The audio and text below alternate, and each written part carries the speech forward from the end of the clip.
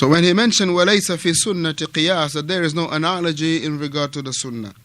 So we understand it with to mean that if the text is here, then there is no more room for qiyas. Right?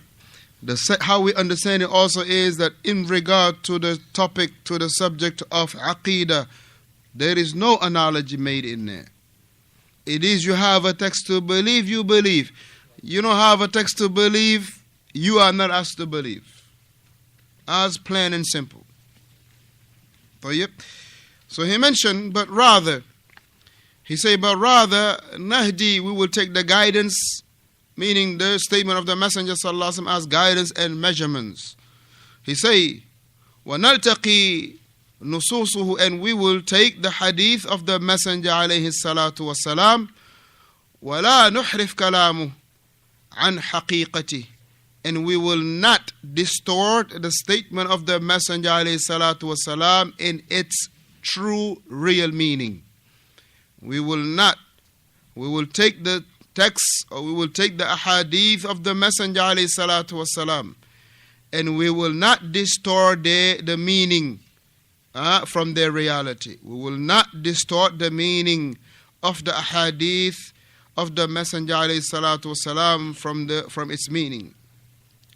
And this is not to be done by way of the filthy minded or the rubbish minded of those who, wal-iyadhu billah, they consider themselves as rational, or they consider themselves as intelligent.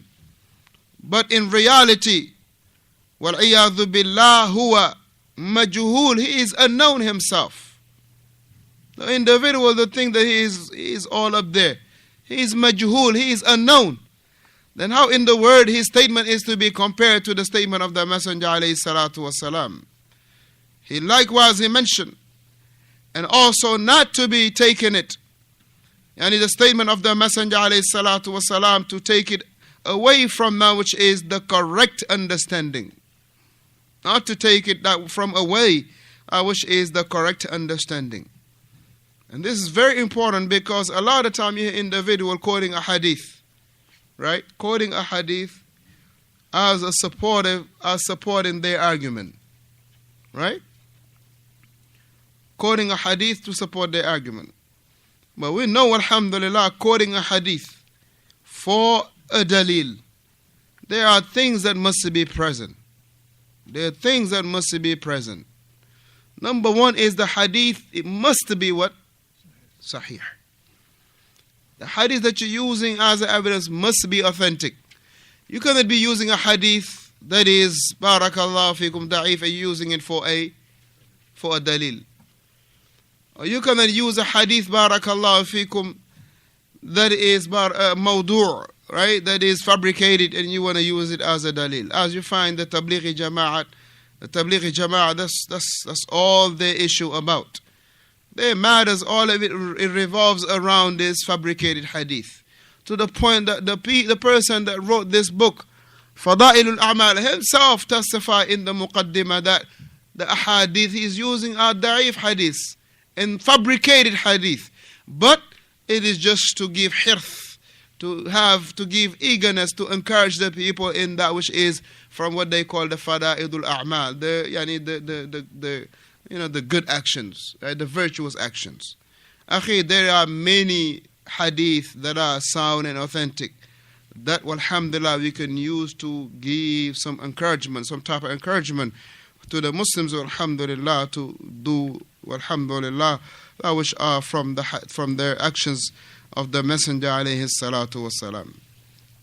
So he mentioned, hafidhahullah, that he will not be stopping, or he will not be taking the statement of Fulan or the statement of Fulan and Allan in regard to the statement of the Messenger alayhi salatu wasalam. And this is ka'inan man kana. One is not to be stopping and taking the statement of Fulan rather than taking the statement of the Messenger alayhi salatu wasalam, ka'inan man kana. And likewise, anyone else's statement, we have to stop. We have to stop and examine the statement. And doesn't matter who it is. The hadith of the Prophet ﷺ we do not stop to examine, meaning whether it is just or justified or whatnot. La. But the statement of anyone else, we have to stop. We have to stop and take a position and see whether it is justified or not justified. Whether it is justified and not justified. And today, one of the mawani', one of the obstacles that people have is that they were looking at the person that is talking. And they will give him so much respect to the point that whatever he say, for them, that's the truth. The individual talking is not the truth. The individual speaking is not the truth. But rather, barakallahu feekum, the truth is that which the Messenger alayhi salatu wasalam said. If it is in line with what the person speaking is saying, alhamdulillah, fabiha wa ni'am. But if it is in contrary, in opposition of what the Messenger alayhi salatu wasalam said, we have to stand up, stop, and examine the statement of fulan, ka'inan man kana, whoever it is, until and unless it is, walhamdulillah, it is in agreement with the Messenger alayhi salatu wasalam. Intaha. And this is the last statement of Shaykh Al-Albani rahimahullah rahmatan wasi'ah. In our next sitting, bi'idhnillah, we will bring about the second statement that Shaykh Muhammad ibn Abdul Wahhab Al-Wasaabee rahimahullah mentioned. Wa sallallahu wa sallama, Allahu Akbar. And in it, he also brought some question that he himself asked to his Shaykh Muqbil ibn Hadi Al-Wadi'i rahimahullah. So inshallah ta'ala, this will be a double benefit, benefiting from the Shaykh and benefiting from his Shaykh rahimahumallah. May Allah have mercy upon all of them, upon both of them, ameen. Wa sallallahu wa sallama ala Muhammadin wa ala alihi wa sahbihi ajma'in. If there was any mistake that I have done, please rectify me. May Allah tabaraka wa ta'ala rectify you all. You know, you say Falan say this and Falan say this. What about riwayah? You know, it's a word. Riwayah? Yeah. What about that? Riwayah?